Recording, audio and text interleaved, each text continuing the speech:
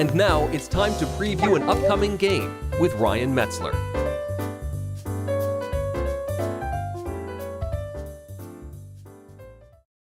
Hey everybody, it's Ryan Metzler here again, and today we're going to take a look at a Kickstarter preview of a game that is now up and running and looking for pledges. And that game is going to be Council of Verona, being released by Crash Games.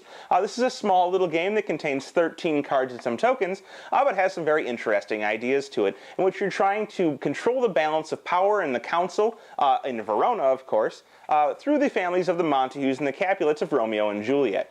So real quick, we'll take a look at what you get inside of this box. We'll look over how the game plays, and as a reminder, these are, of course, prototype components, not the final quality components, but you'll see that the game does have some very nice artwork that will be in the final edition.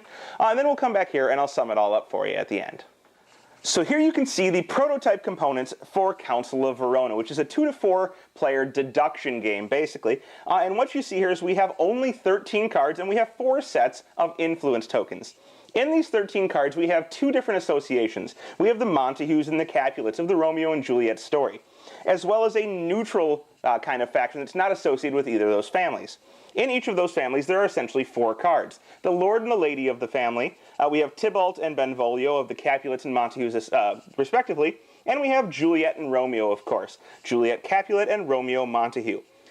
Associated with those, but not actually necessarily a part of the family, are a nurse for the Capulets and a friar for the Montagues. Now these cards are not just Capulets, but they are also considered neutral. So you'll see it's either a Capulet or a neutral for the nurse, and either a Montague or a neutral for the friar. Above and beyond those 10 cards, we happen to have 3 completely neutral cards who are associated with neither family. We have Count Paris here, who, of course, is not associated. We have Prince Aeschylus, who is an influenceable card. I'll go over that in a moment. And we have Mercutio, who can also be influenced and is not a part of either family. Now, being influenced, as I said here, some cards can be influenced. And there are 2 types of cards in this game. There are influenceable cards, like Prince Aeschylus here, who has these 3 circles on him. And during the course of the game, you can place influence onto this card, and if his agenda is met at the end of the game, you can score points for those influence discs you've placed, being 5, 4, 3, or 0 points respectively, depending on which one of the markers you placed on him. You'll also note that when you place on him, some of these spots will have bonuses. For example, we see 0 under the first one, 0 under the second one, and -1 under the third. The third person to place there may still get points, but they'll lose 1 point by being the last person to place. Beyond those, so there aren't just influenceable cards, there are action cards or ability cards, and when you play these cards to the table, you'll see that they have an ability printed on them. This one says swap 2 influence tokens, so when you play her to the table, you can switch around 2 already played influence tokens to hopefully gain more influence for yourself at the end of the game, if the agendas weren't necessarily going the way you wanted them to. Other ones, for example, may have different abilities. So we see we have Tybalt here, which allows you to move 1 character from the Council to exile. Now, there's a part of the game where you're placing characters in either Council or Exile. We'll cover that in the gameplay area, but know that moving characters between the 2 is going to be important for accomplishing the agendas of the different characters. So now that I've covered what's in this deck of cards, why don't we go take a look at how the game plays, and then we'll meet back at the end and I'll sum it all up for you. At the beginning of a game of Council of Verona, you're going to have a draft for cards based on the number of players. I'm not going to cover the intricacy of the draft, but know that you'll end up with a number of cards that is essentially going to be less than the total number of cards. So in a 4-player game, you'll end up with 3 cards. In a 3-player game, you'll end up with 4. And in a 2-player game, you'll end up with 5. And the rest of the cards will be removed from the game. Now, let's say that we're playing a 4-player game, and I end up with 3 cards. So I have my hand of cards. Now, everybody else will have their hand, and they'll be trying to figure out the best way to score points in this game by placing their cards and trying to satisfy the agendas of the cards that are out on the table. So we'll look, and I see I have 1 agenda card. I have Romeo. He wants to be with Juliet. Well, what does being with somebody mean? In this game, there are 2 places on the board, essentially. There's a Council, which will be in the center of the table, and when a card is placed to the center, it will be in the Council. And there is an Exile, which is off to the side, and when a card is placed there, that card is meant to be in exile. So Romeo wants to be with Juliet, whether she's in the Council or in exile, and if you have an influence marker on Romeo at the end of the game and that agenda is satisfied, you'll get the appropriate number of points. However, if you don't satisfy that, you'll get no points for that. So, on your turn, you're going to look at your cards and you're going to play one. So we have Romeo, we have the Friar, who says that he can move 1 character from exile to the Council, and we have Tybalt, who can move 1 character from the Council to exile, so the reverse. This is important because certain characters have agendas wanting specific constituents in the Council or in exile. For example, Lord Montague wants more Montagues in the Council than Capulets, and Lord Capulet wants the reverse.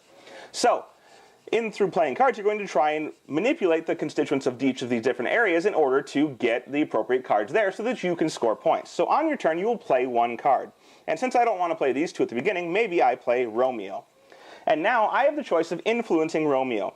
Since he's an agenda card, he does not have an ability, I can choose to influence him if I want. If I think I can keep Romeo and Juliet together, I could put out an influence token. For example, I could put out my 5 token on the first spot, betting 5 points that he will be with Juliet at the end of the game. At this point, play would pass to the next player, and they would play one of their cards. So they have Benvolio, Count Paris, and Lord Capulet. So this one is, for example, the one that wants more Capulets on the council than there are Montagues. Right now, there's a Montague there. So maybe I'm going to keep this secret for now, and I'll look at my other cards. I can move one character from the council to exile. So maybe I play Benvolio off to the exile, and using his ability when I play the card, I move Romeo off to the side. Now perhaps I still think that Romeo can end up with Juliet, and I'm the yellow player. Maybe I take my 5-point token and I place it on Romeo. So on your turn, you will play a card. If that card has an ability, you can activate it, and then you have the choice of placing one influence token. At the end of your turn, you'll pass to the next player, and they'll do the same thing. They'll pick up their cards, and they'll decide which card they're going to play. So we see we have the nurse, who can move one character from the exile to the council. We have Lord Montague, who wants the exact opposite of Lord Capulet, and we have Juliet. Well, now we know that we can get Romeo and Juliet together to start with, but maybe they'll shift around during the game. So maybe we play Lord Montague out to the table, or perhaps we play the nurse first. Let's play the nurse. We play the nurse to the table, and we're going to play her off to the side. She can bring somebody back from exile, so she brings Benvolio back into the council. Now that we've got that Montague in there, we know that we have a good chance of putting Lord Montague out and having more Montagues in the council than Capulets at the end of the game. At the end of the game, you're going to check and see which of the characters have their agendas satisfied. So if Romeo does indeed end up with Juliet, then that condition is satisfied. And the players who have markers on this card will score the appropriate points. Green getting 5, and yellow getting 5 minus 1 is 4. The same would be true for Juliet in this case. And if Lord Montague were here with Benvolio, he'd be satisfied. But if he somehow ended up here, and there was an equal number of Montagues and Capulets, Lord Montague's condition would not be satisfied, and anybody who had placed points on Lord Montague would not get them. In this manner, you're going to try and score the most points, and the player who successfully does so, either over one game or a series of games, will be the winner. Well, there you have it. That is Council of Verona from Crash Games, now up on Kickstarter and looking for pledges. This is a nice, light little game.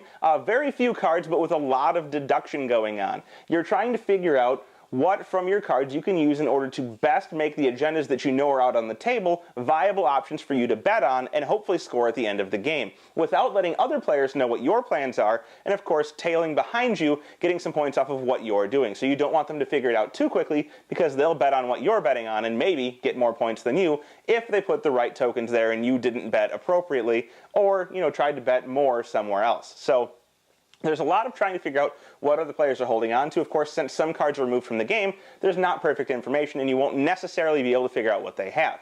This game is along the lines of things like Love Letter from AEG, or Coup, which was recently up on Kickstarter. It's going to be very portable, very easy to teach. You can, set it, take it out, teach it in 2-3 minutes maybe, and you can be off and going with virtually no setup. Now, this is the first in a line of games that's going to be coming from Crash Games that's going to be small and easy to play. If it sounds interesting to you, I think you should definitely check it out on Kickstarter. Of course, they're looking for pledges, and they'll have all kinds of various things to go along with that. So go check out their page, see if it's something for you, and perhaps even pledge.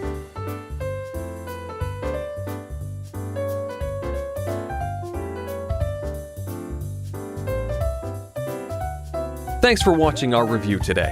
For more information about board games, as well as the #1 board game audio podcast, check out Dicetower.com for reviews, interviews, and more.